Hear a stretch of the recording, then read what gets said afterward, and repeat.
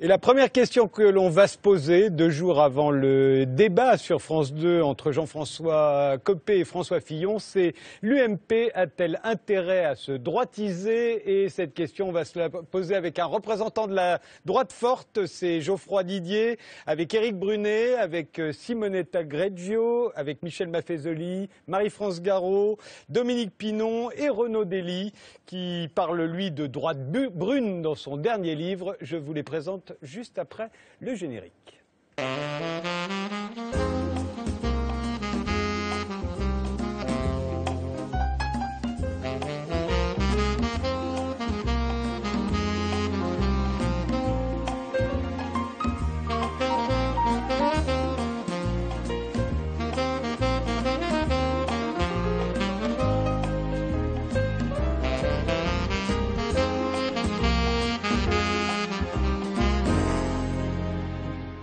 Bienvenue sur le plateau de Ce soir ou jamais, avec ce soir Michel Maffezoli, vous êtes sociologue et dans votre dernier essai Homo eroticus, vous continuez votre théorisation de la postmodernité, vous y expliquez que c'est en s'intéressant aux affects, à l'érotique sociale, aux communions émotionnelles que l'on peut comprendre notre époque et pas en sondant les opinions des uns et des autres. Simonetta Greggio, vous êtes écrivain, vous êtes italienne, mais vous vivez en France et vous écrivez en français. Votre précédent roman Dolce Vita racontait 20 ans d'histoire de l'Italie. Le nouveau, L'homme qui aimait ma femme, raconte 40 ans d'histoire de France, politique, artistique et intellectuelle à travers 2 frères, amoureux de la même femme, rencontrés en 1965 à la sortie de Pierrot le Fou de Jean-Luc Godard.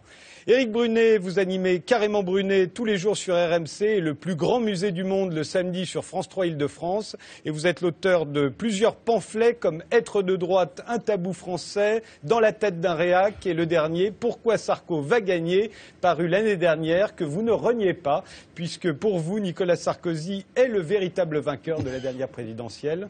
Geoffroy Didier, vous êtes le cofondateur avec Guillaume Pelletier de la droite forte, l'un des 6 courants en compétition pour le congrès de l'UMP du mois prochain. Votre slogan, c'est « Fier d'être de droite, fier d'être sarkozyste ». Pour vous, la droite doit faire un choix idéologique entre la droite molle, je vous cite, et la droite forte. À titre personnel, vous voterez Jean-François Copé pour la présidence de l'UMP. Renaud Dely, journaliste, directeur de la rédaction du Nouvel Observateur, vous venez de publier La droite brune, sous-titré UMP FN, les secrets d'une liaison fatale. Dominique Pinon, vous êtes comédien. Au théâtre, vous avez joué Pirandello, Shakespeare, Valère Novarina, Topor, Beckett, Labiche et Mohamed Rouhabi. Au cinéma, vous avez tourné dans 70 films, dont ceux de Jean-Pierre Jeunet. Vous êtes son comédien fétiche. Vous êtes dans tous ses films, y compris dans le prochain, l'extravagant voyage du jeune et prodigieux T.S. Livet, tourné en 3D et prévu pour 2013. En attendant, vous interprétez un cosmonaute dans la série Métal Hurlant qui débute samedi prochain à 23 h sur France 4. Enfin, Marie-France Garot, vous avez conseillé Georges Pompidou à l'Élysée, Jacques Chirac au RPR, en tout cas la création du RPR. Oui, avant de vous présenter vous-même à l'élection présidentielle, c'était en 81, et de vous faire élire à l'Assemblée européenne sur la liste Pasqua de Villiers en 99. Aujourd'hui, vous présidez l'Institut international de géopolitique qui fête son 30e anniversaire d'ailleurs. Et l'on commence tout de suite par la campagne pour la présidence de l'UMP qui oppose Jean-François Copé à François Fillon. Le débat, je le rappelle, aura lieu jeudi soir sur France 2. Et cette campagne a vu Jean-François Copé multiplier ce que certains considèrent comme des provocations. Je vous propose d'écouter. Manifestement, pour Jean-François Copé, c'est à droite toute. Le candidat à la présidence de l'UMP indique qu'il souhaite briser un tabou. Jean-François Copé tente de reprendre la main en une seule phrase. Un racisme anti-blanc se développe dans les quartiers de nos villes où des individus méprisent les Français qualifiés de Gaulois. Vous faites le lien avec des mots employés par Le Pen, mais moi, c'est pas mon sujet, c'est pas mon problème. À mon sens, il faut dénoncer toutes les formes de racisme simultanément. Et je ne veux pas les distinguer. La stratégie de Jean-François Copé est simple. S'afficher comme l'homme qui briserait les tabous, porte-voix d'une droite décomplexée, afin de recueillir les suffrages d'une partie de militants UMP très à droite. Je peux comprendre l'exaspération de certains de nos compatriotes, pères ou mères de famille rentrant du travail le soir, apprenant que leur fils s'est fait arracher son pain au chocolat à la sortie du collège par des voyous qui lui expliquent qu'on mange pas pendant le ramadan. Une petite réaction sur les petits pains au chocolat et Monsieur Copé. Non, je sais pas de quoi on parle, j'ai pas vu ça. C'est en train de se passer ce que, je redoutais, c'est-à-dire que la logique des campagnes électorales fait qu'on cherche à se distinguer de son partenaire, de son adversaire, et qu'on est conduit à durcir le ton. Et ça, je crois que ça ne va pas dans la bonne direction. Tous ces discours, ces petites phrases, sont toxiques, elles sont dangereuses, elles altèrent le pacte républicain. Et j'ajoute que c'est une erreur d'analyse. Donc naturellement, je ne partage pas l'analyse de Jean-François. Certains pensent notamment qu'à l'élection présidentielle, Nicolas Sarkozy est remonté à la fin de l'élection présidentielle avec ce type de discours. C'est pas vrai. Alors pour François Baroin, il n'est pas le seul. Hein. C'est une mauvaise stratégie. J'imagine que vous n'êtes pas d'accord, Geoffroy Didier. C'est une bonne stratégie. Je ne suis effectivement pas d'accord avec François Baroin. Je pense que la droite est face à un véritable choix idéologique majeur pour s'assurer la reconquête, c'est-à-dire le match au retour en 2017. Soit la droite est molle, c'est-à-dire une droite qui s'excuse de ne pas être de gauche, c'est-à-dire une droite qui n'est pas fière d'elle-même, et à ce moment-là, nous laisserons un boulevard au Front National.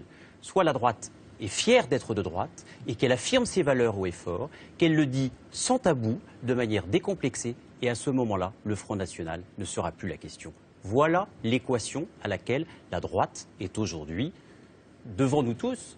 Et il ne s'agit pas d'être d'extrême droite ou droitier, il s'agit d'avoir comme boussole le peuple et comme seule référence la République. Voilà la droite forte que nous proposons effectivement aujourd'hui. Éric Brunet, quand on parle de droitisation de la droite, vous êtes d'accord ou c'est une facilité que les médias utilisent Vous savez, les journalistes cherchent toujours des poux dans la tonsure de la droite. Il y a 30 ans, à l'époque de SOS Racisme, on essayait de trouver des connivences entre l'extrême droite et la droite républicaine, ça n'a pas changé. Dans l'histoire, la droite républicaine a assez peu failli quand même dans l'histoire de la Ve République sur ce registre. Moi, j'observe quoi? Qu'il y a 5 ans, quand Sarkozy parlait de racailles et de Karcher, on se pinçait le nez. Vous savez, il y a une droite et une gauche olfactive qui passent leur temps à se pincer le nez. C'est fascinant. Tout est nauséabond. Dès que la droite parle, c'est nauséabond. Quand Chirac, plus sérieusement, en 91 ou en 93, son discours d'Orléans, devant 1300 militants du RPR, lâche la petite phrase sur le bruit et les odeurs. Amusez-vous un jour, allez sur Internet, relisez-la. C'est beaucoup plus radical, violent et trash que ce qu'a dit Copé sur les pains au chocolat. C'est un exercice obligé. À mon avis, le vrai truc, c'est que sur le plan idéologique... Vous voulez dire que c'est du marketing, en fait. Il ne le pense pas. Chirac ne le pensait pas en 91. Mais peut-être qu'il le pense. En tout cas, Chirac n'a pas été un mauvais président à l'endroit des musulmans français, ensuite, quand il a été élu pendant 12 ans. Donc simplement, à droite, il s'agit, par tradition, de montrer un petit peu la ligne rouge qu'il ne faut pas franchir, ce qu'on n'acceptera pas, ce qu'on ne tolérera pas. Ça fait partie du jeu. Il y a également des exercices obligés à gauche. Ma foi, pour le reste, il n'y a pas de quoi écrire une lettre à ses parents. Non, Marie-France Garot, depuis De Gaulle, depuis Pompidou, la droite, pour vous, a changé en France? Oui, parce que De Gaulle, il n'y avait pas de droite. Il n'y a pas eu de droite au Parlement français après la Libération jusqu'à Giscard. De Gaulle, c'était pas la droite. Non, mais attendez, non, certainement pas. C'était le Rassemblement des Français, au contraire. Mais je veux dire qu'avant De Gaulle, de toute manière, même sous la 4e République, il n'y avait pas de droite. C'est pour ça que quand on parle des valeurs de la droite, il faudrait quand même se souvenir qu'elle n'a pas participé au Parlement, encore une fois, pendant toute cette partie-là. Il y avait le Parti communiste, de loin le plus nombreux, le Parti socialiste, les radicaux, les MRP. La droite, au début, c'était Thiessier-Vaillancourt. Et puis après, c'était le poujadisme.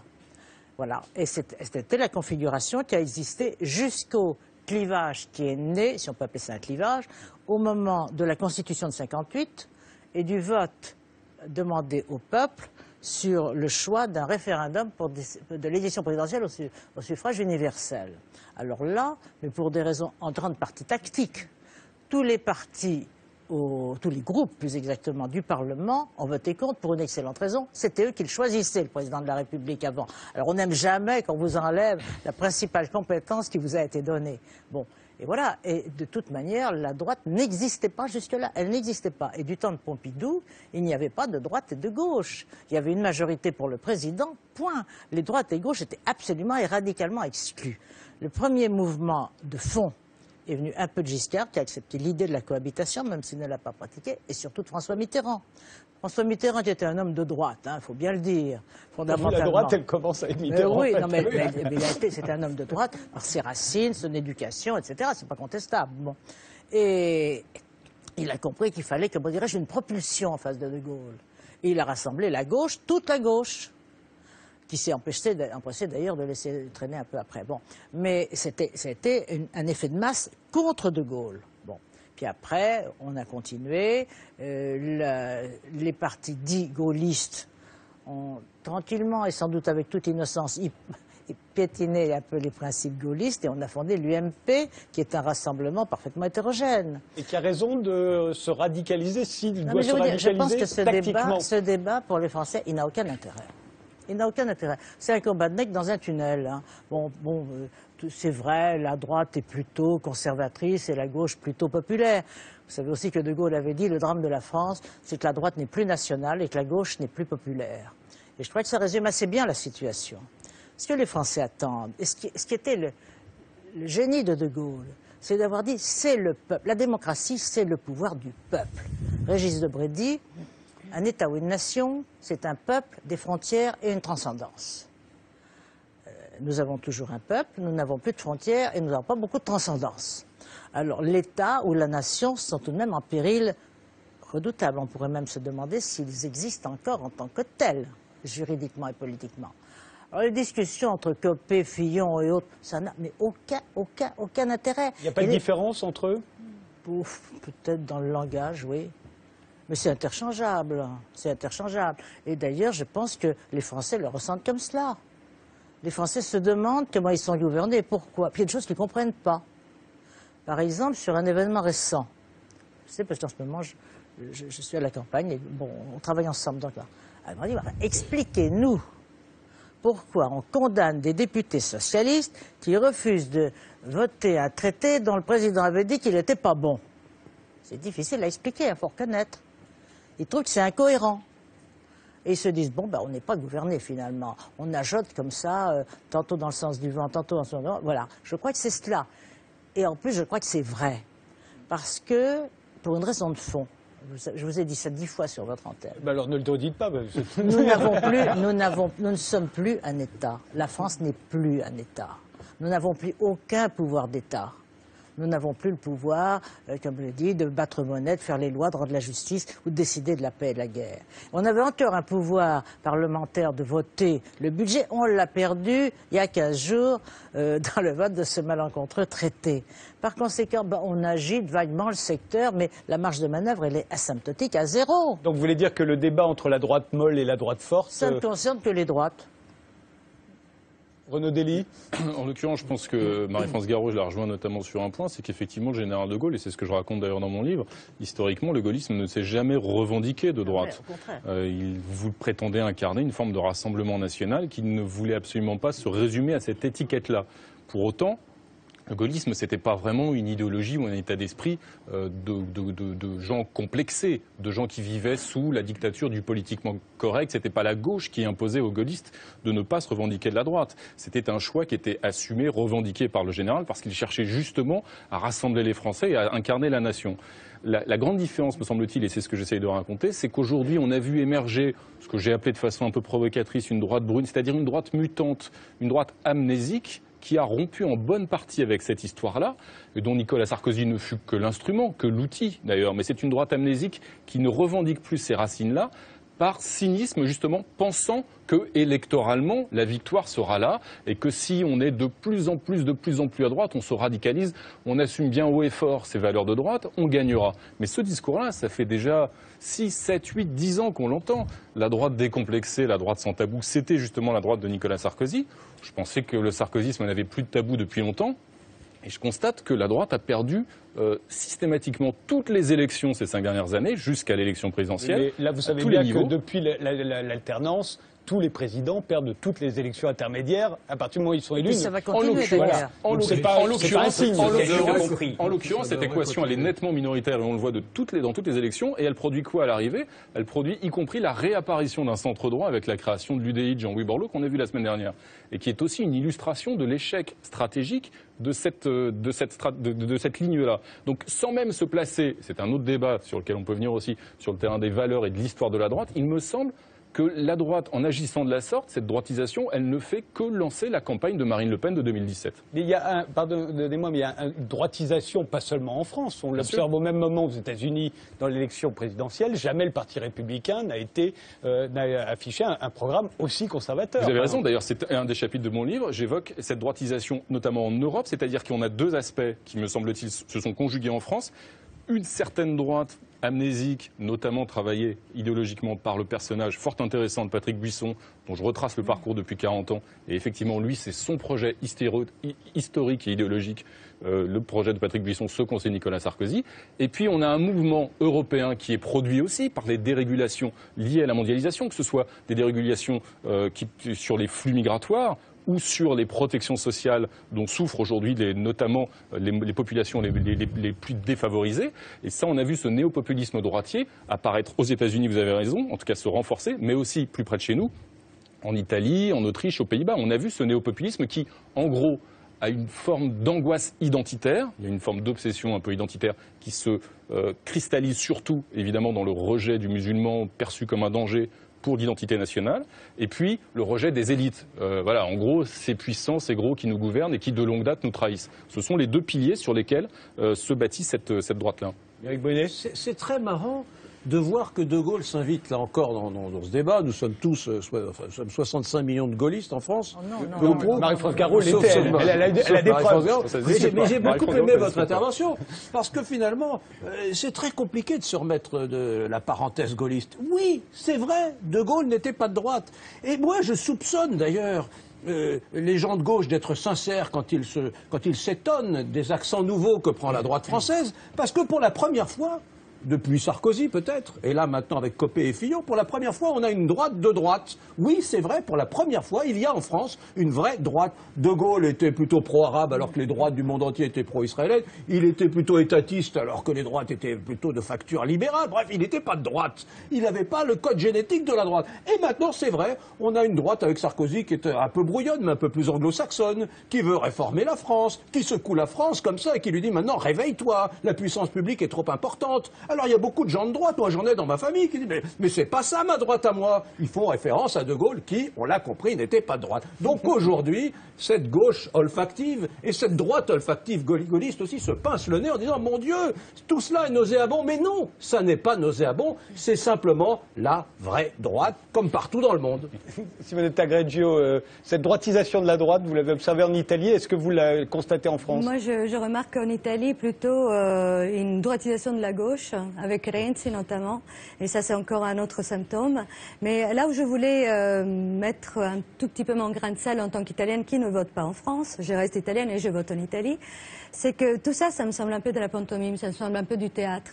Et je dois quand même penser à quelque chose qui est arrivé chez nous et qui était la banalisation de ce que j'appelle les mauvaises pensées. C'est-à-dire qu'il y avait des traits, des choses qui n'étaient pas dites et qui n'étaient vraiment pas belles, qui n'étaient pas bonnes, qui n'étaient pas bonnes à entendre, qui n'étaient pas, qui faisaient, comment dirais-je, qui mettaient de la rancune, qui mettaient de l'amertume, qui mettaient les gens les uns contre les autres, qui lançaient les enfants contre d'autres enfants. Et ça, on l'a vu en Italie, on l'a vu passer à la télé, et les mauvaises pensées et les mauvais mots ne sont jamais bons, quoi qu'il en soit. Vous avez l'impression d'en entendre en France aujourd'hui? Oui, j'en entends, et à la fois ça me fait rire parce que je trouve que personne n'y croit, et à la fois je me dis que c'est quand même dangereux parce que c'est la banalisation des mauvaises pensées. Mais lesquelles, par exemple, concrètement?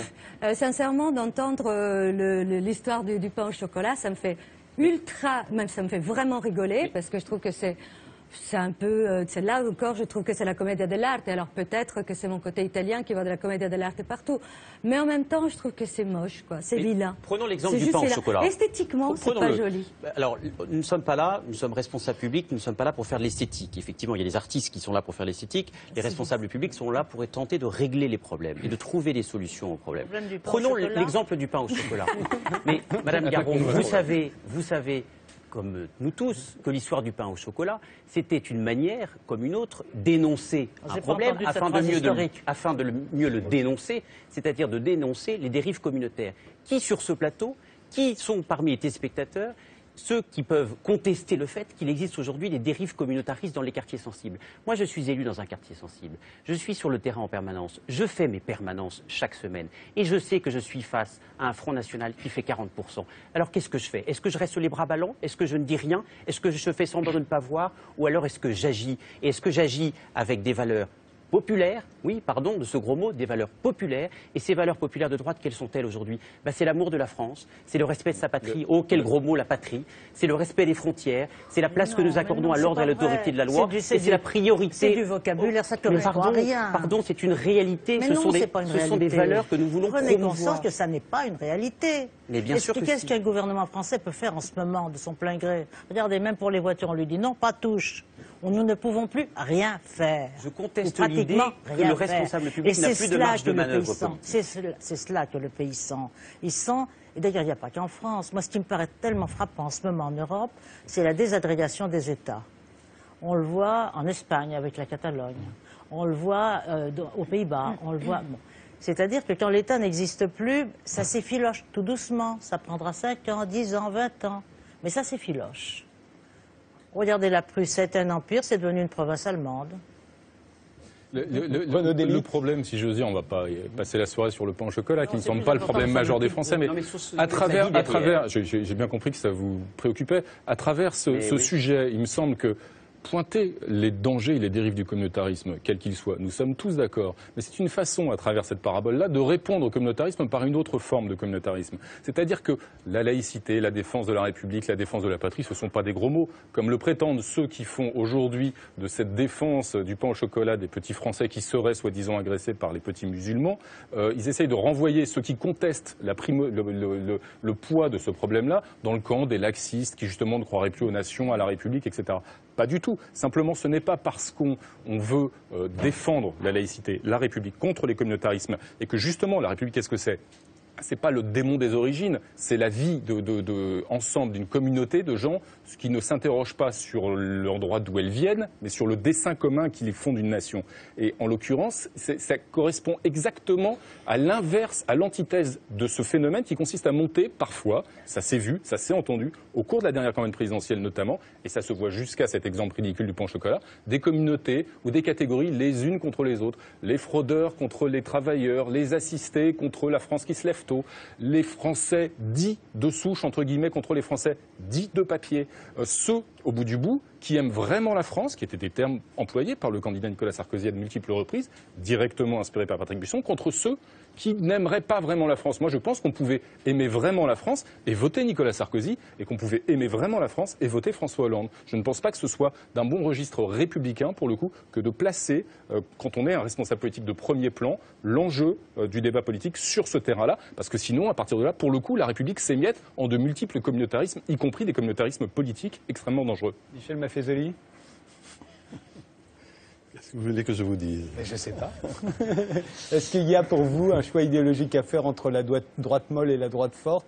Est-ce que la droite a raison de se radicaliser? Est-ce que tout ça a de l'importance? Non, je ne crois pas. J'écoute avec beaucoup d'intérêt, d'ailleurs, tout ce qui se dit.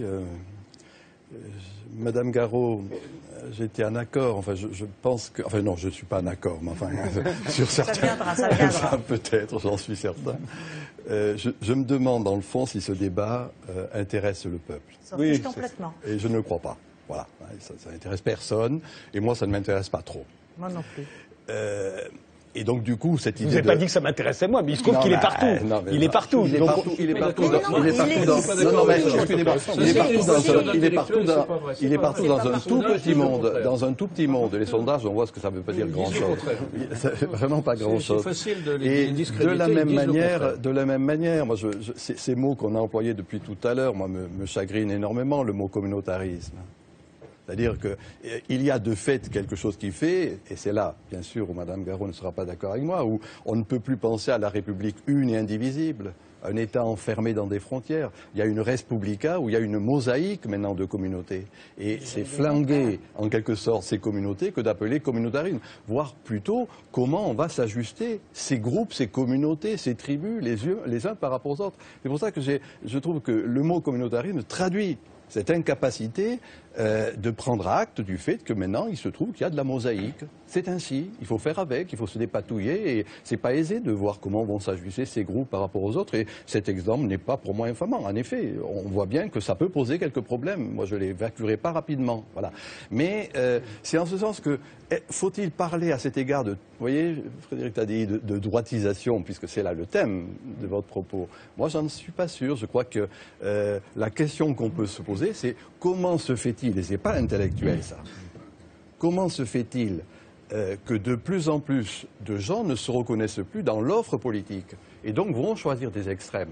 Exactement. Gauche ou droite. Et là, c'est un problème. La marge fait encore partie de la page. Les extrêmes font partie des choix politiques. Les extrêmes sont constitutifs de l'offre politique. Puis-je vous faire un peu de réclame? J'ai lu votre livre. Merci. J'ai lu votre livre et il m'a un peu chagriné, voyez-vous, parce que dans le fond, vous indiquez. Vous cherchez un coupable. Le pauvre Sarkozy, il n'est plus là, laissez-le tranquille. Également, penser que l'UMP va se droitiser pour aborder ou absorber les valeurs du Front National, c'est pas certain. Ça, c'est encore chercher le vieux de la montagne, l'assassin, le complot, etc. Posez-vous cette question, qu'est-ce qui fait, encore une fois, qu'il y a des discours de droite, d'extrême droite, et vous ne dites pas d'extrême gauche. C'est-à-dire, c'est là qui me Juste pour vous répondre d'un mot, je ne fais pas de Sarkozy le coupable. D'abord, vous dites qu'il n'est plus là. Mais chez vous, il n'est pas loin. Il n'est pas si loin que ça. C'est bien de le préciser. Rassurez-vous. Geoffroy Didier, c'est qu'effectivement, il ne doit pas être bien loin. Geoffroy Didier confirme. Donc, voyez, rassurez-vous.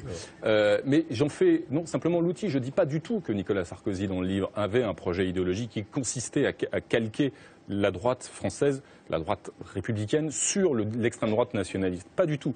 J'explique qu'il a été notamment, qu'il s'est emparé de cette stratégie-là parce qu'il a pensé qu'elle serait gagnante électoralement, et il a échoué, alors qu'il avait d'ailleurs prévu, et je le raconte en détail, une autre campagne initialement. Il pensait mener plutôt une campagne de président sortant, rassembleur, protecteur, protégeant le pays dans la crise. Simplement, il a été l'objet d'un calcul un peu cynique, et il s'avère que dans cette campagne, et pas uniquement dans cette campagne, y compris un peu au cours du quinquennat, il y a des événements qu'il ne faut pas totalement oublier. Le fameux discours de Grenoble, le fameux ministère de l'immigration et de l'identité nationale, qui faisait évidemment de l'immigration un péril pour l'identité nationale, alors que l'identité nationale, c'est une réalité, mais qui n'est pas figée en tant que telle. Comme vous le disiez à l'instant, la République n'est pas figée, la République, elle n'est pas immuable, la République, c'est un bien commun. Vous cherchez un coupable qui est... Non, je ne cherche pas un coupable, Buisson, je cherche à le mettre en derrière garde. Buisson, Maurras.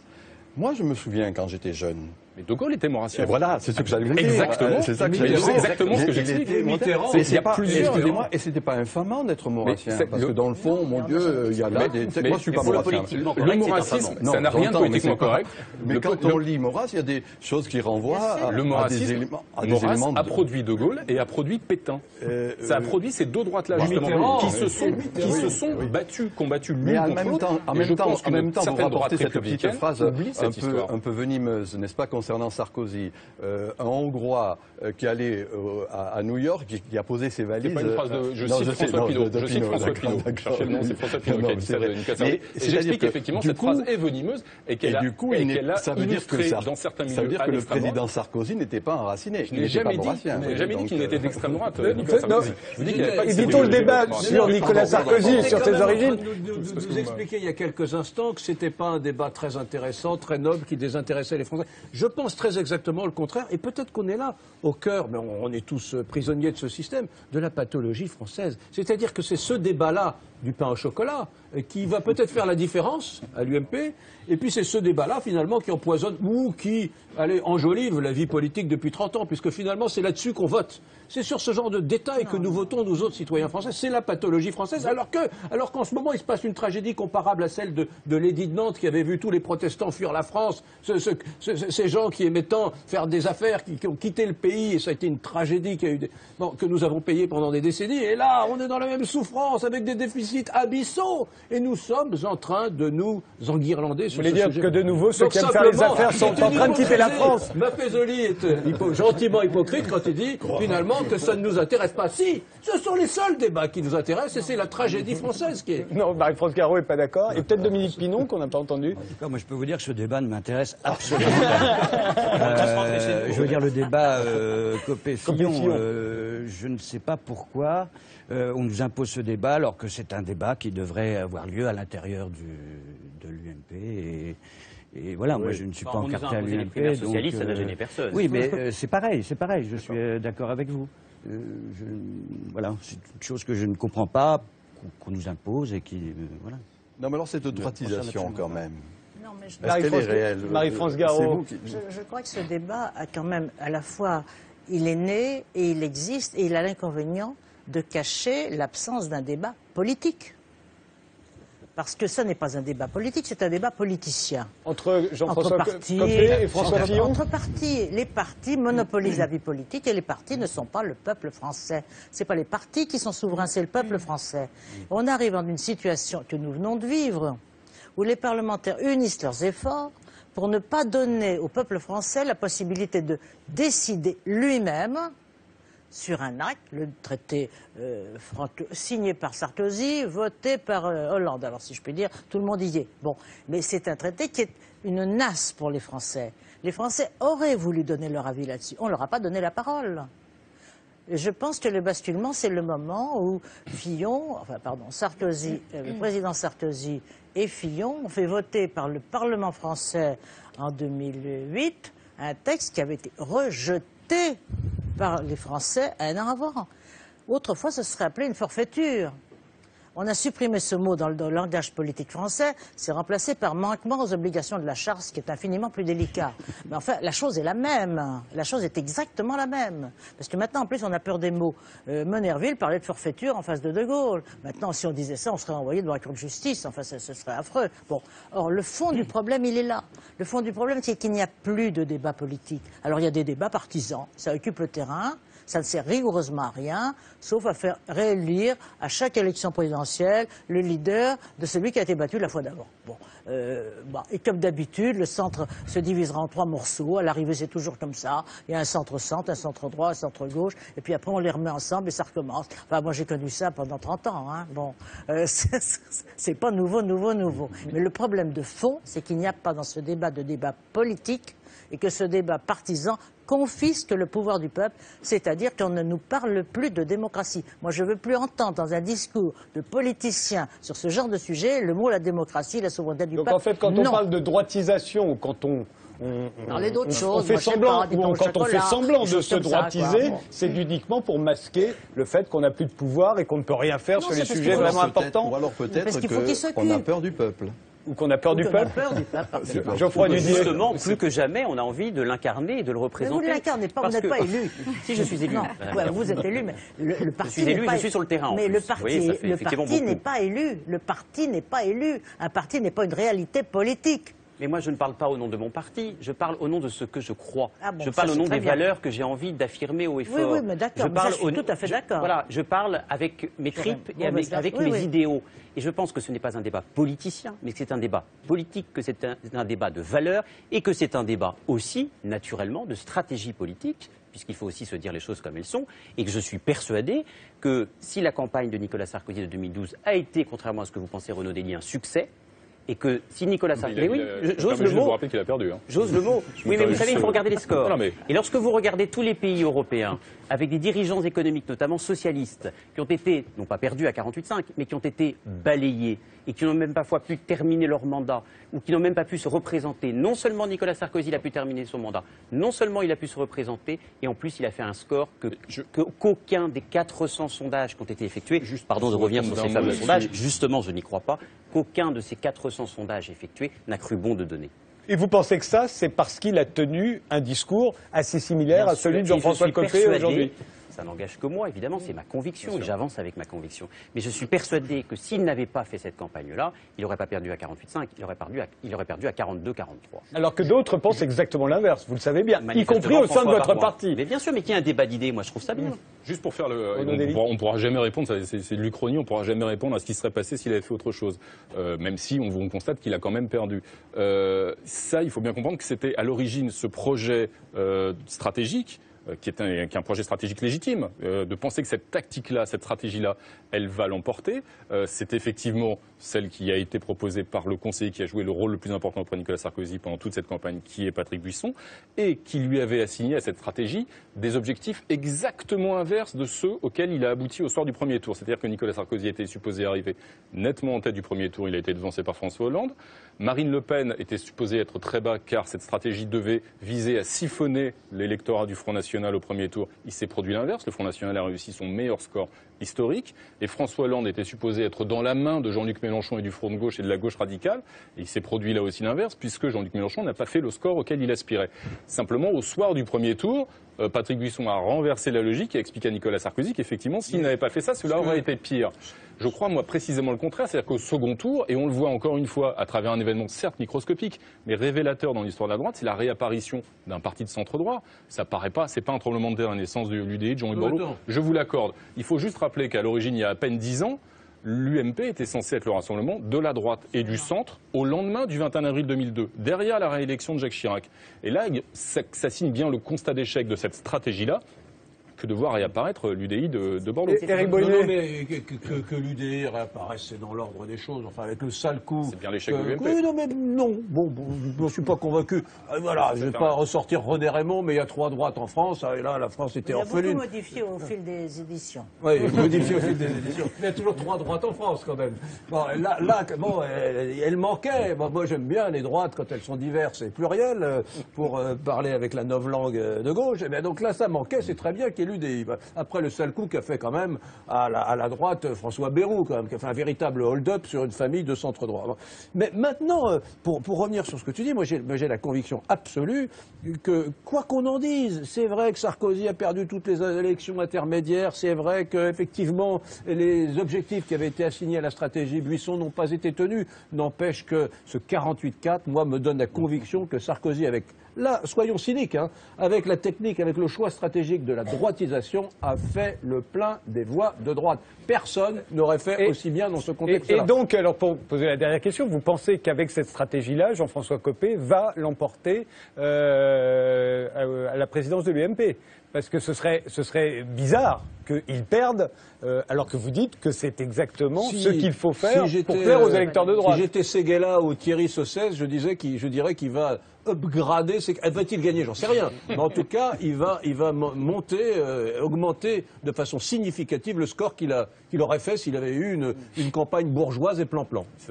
Je pense que le match n'est pas du tout plié et que les seuls sondages qui ont été effectués jusqu'ici sont des sondages de sympathisants, mais ça tombe mal puisque ceux qui vont aller voter, ce sont des militants et non pas des sympathisants. Donc je pense qu'effectivement le match n'est pas plié et qu'on peut avoir des surprises sur l'issue du scrutin. Mais juste pour quand même revenir sur ce que vous disiez, c'est amusant parce que lorsque vous parlez de la droite républicaine par rapport au Front National, vous dites siphonner.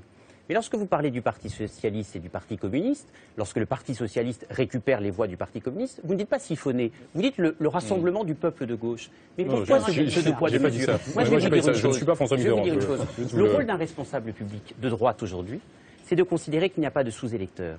Et moi, j'estime même que mon honneur, c'est d'aller, c'est d'aller vouloir récupérer ceux qui se sont égarés du champ républicain et ceux qui ont voté Front National par désespoir. Excusez-moi, mais quand un sondage a dit que 54% des électeurs de l'UMP étaient favorables à une alliance avec le Front National, vous pensez qu'il faut les suivre ? Bien entendu que non, je ne suis absolument pas pour une alliance avec les responsables du Front National, mais je le dis avec la même force, je suis pour parler à tout le monde et notamment à ceux qui sont allés voter Front National par désespoir, tout simplement. Parce qu'il n'y a pas de sous-électeurs dans notre pays. Il n'y a pas de sous-électeurs, c'est tout à fait normal que tous les partis politiques s'adressent aux électeurs du Front National, mais il ne s'agit pas, personne ne remet en cause le fait de parler aux électeurs du Front National qui sont des citoyens parfaitement estimables comme les autres. Mais à quoi ce qui compte, c'est ce qu'on leur dit. Voilà, si vous parlez au Front National avec les mots des dirigeants du Front National et avec des mesures du programme du Front National, jusqu'au second tour d'élection présidentielle, Nicolas Sarkozy a dégainé, c'est le cas de le dire, la fameuse présomption de légitime défense pour les policiers. En l'occurrence, 2 mois avant, il y a un dangereux gauchiste laxiste, sûrement, qui avait été terrifié par cette proposition-là, qui avait dit on ne peut pas proposer ça aux policiers parce que c'est leur donner un droit de tirer. C'est Claude Guéant. Voilà, Claude Guéant, il avait dit on ne peut pas aller jusque-là. Dans l'affolement entre les 2 tours de l'élection présidentielle, Nicolas Sarkozy à l'instigation de qui on sait, a ressorti cette proposition-là. Et évidemment, elle était directement puisée dans le programme de Marine Le Pen. Même Claude Guéant en était effrayé. Ce que je veux dire, c'est que c'est normal d'essayer de ramener vers un vote républicain des électeurs du Front National. Bien sûr, non mais tout le monde, la gauche s'adresse aux électeurs du Front National. Et heureusement, elle ne l'a pas toujours fait et elle a eu tort de les mépriser dans le temps. Non, la gauche fait en sorte que le Front National monte. Pas du tout. Pas tout à fait Moi, la je même pense chose. que votre stratégie consiste à faire monter le Front National. C'est bien le problème, c'est qu'au bout du bout, de toute façon, on a compris que si jamais Jean-François Copé n'est pas élu et qu'il est battu, il aurait perdu plus largement s'il n'avait pas suivi cette stratégie-là. Donc de toute façon, c'est une façon de gagner à chaque fois.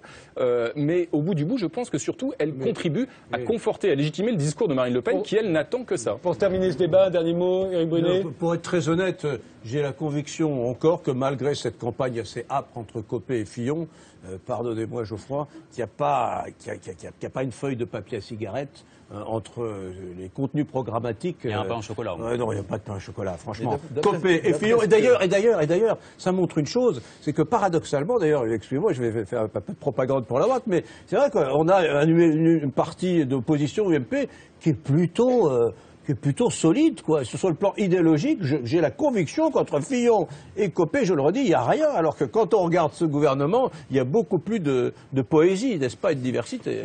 Des antinucléaires, des pro-nucléaires, des sociodémocrates. La droitisation entraîne la perte quand même de la droite. Bien sûr. Voilà, c'est ça. J'explique dans le livre. Vous l'expliquez.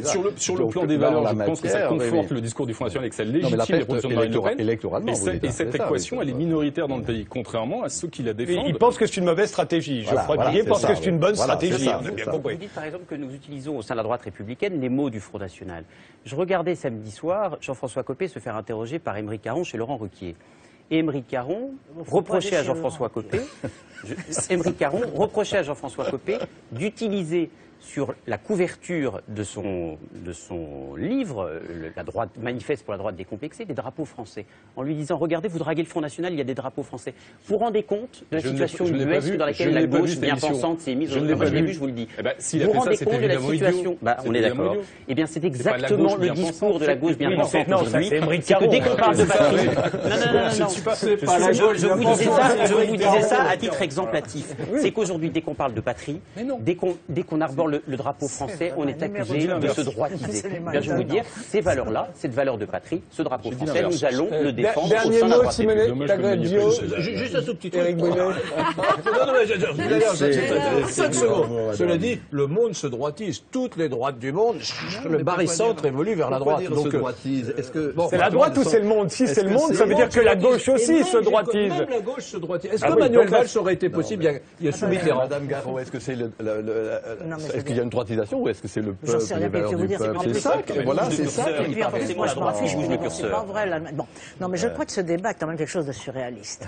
On est dans une période dramatique. Nous n'avons plus de pouvoir d'État. Nous sommes dans une crise qui va s'aggraver. Nous allons être dans une situation absolument désastreuse. Il n'y a aucune chance qu'on tienne les engagements qu'on a pris, bien entendu. Il va falloir un moment que l'Europe éclate, soit parce que l'Allemagne sortira, quand elle se sentira assez forte, soit parce que d'autres sortiront. Mais ce système n'est pas viable. Les gens censés le savent. Alors on est en train de discuter du sexe des anges sur les c'est pas nous, c'est eux. Non, ça n'a pas de sens. Ça n'a pas de sens. C'est pour ça que ça n'intéresse pas les gens. Qu'est-ce qu'on va devenir dans une situation dans laquelle on n'a plus les moyens d'agir? Or, on est sur une pente qui ne peut que s'aggraver. Bon, ça, c'est vraiment quelque chose qui peut amener une situation révolutionnaire. On peut imaginer qu'il y ait le retour de l'idée impériale, c'est-à-dire des cantons, des provinces, et puis un empire qui serait un empire européen. La Catalogne, voilà, la Catalogne, l'Occitan, oui, absolument, mais c'est vrai. Un dernier mot, Simonette Tagradio. Moi, non, j'aimerais mieux avoir un État français et une nation française. Du pain et du cirque, moi, j'ai vraiment l'impression de ça. J'ai l'impression qu'on cache sous finalement des propos, des phrases à effet, des vrais problèmes qui sont beaucoup plus importants et plus intéressants pour tout le monde. Passons à la suite.